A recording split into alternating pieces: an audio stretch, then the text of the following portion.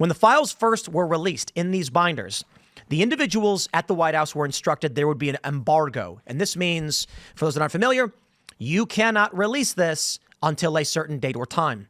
It was supposed to be a couple hours after they received these binders, they could start releasing information. Many people began to wonder why it was. A number of these influencers had very similar statements about transparency and the greatest, most transparent administration, despite not actually releasing any of this information. Later on the day, only a few hours ago, several of these individuals began to scan and publish these files.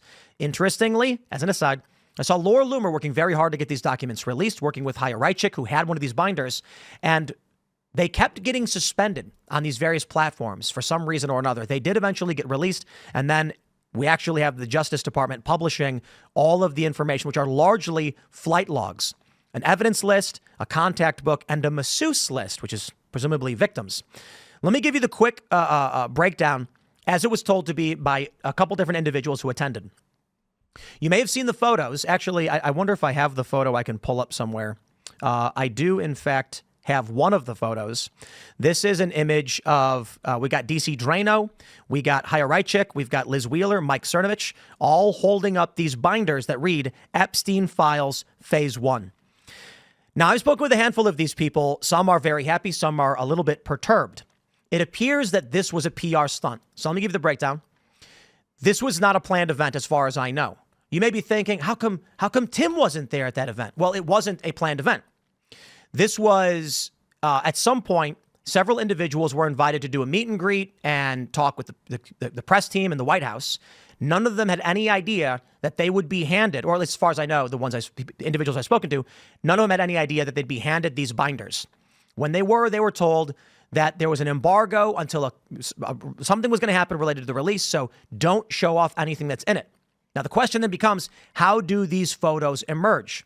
Well, I can only assume, based on the fact the White House has numerous exits and the fact they handed very big binders to prominent conservative influencers, the intention was to lead them out where the press was and get the press to take all of these photos, thus creating a massive press storm for this. At the same time, this letter was released and ended up dropping earlier than the embargo was supposed to be. And the letter doesn't need to exist. Many people have rightly questioned this. Why would the Attorney General write a letter to Kash Patel where she literally says, I talked to you yesterday? You don't need to do that. She could simply send him a text message.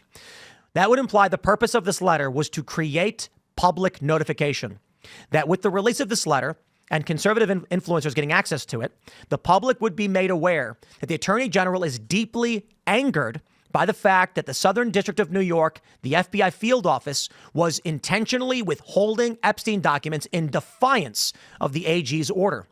There's a lot of conspiracies running around as to why this is. I'm going to go with Occam's razor. I believe SDNY is deeply corrupt. This is the same office that was going after James O'Keefe. This is New York, where they went after Trump with fake criminal charges.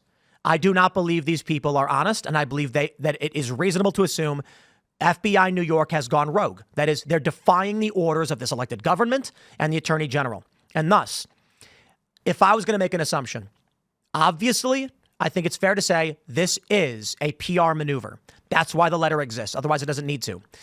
Having these influencers with millions of followers plus combined being photographed by the press in every direction, that can't be an accident.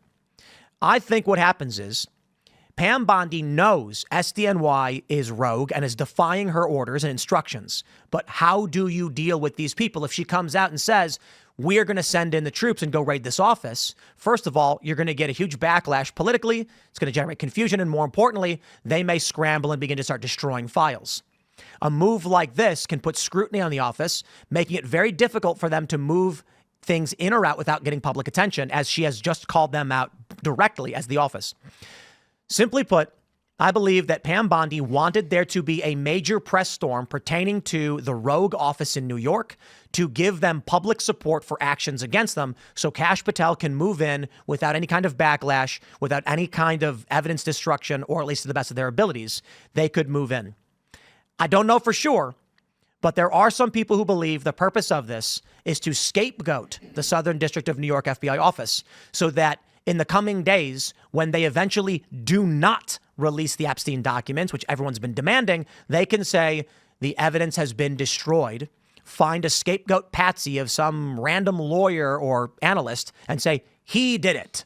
And then who knows why. Thanks for checking out this clip from Timcast IRL. Make sure to watch the show live Monday through Friday at 8 p.m. Subscribe to this channel, and we will see you all there.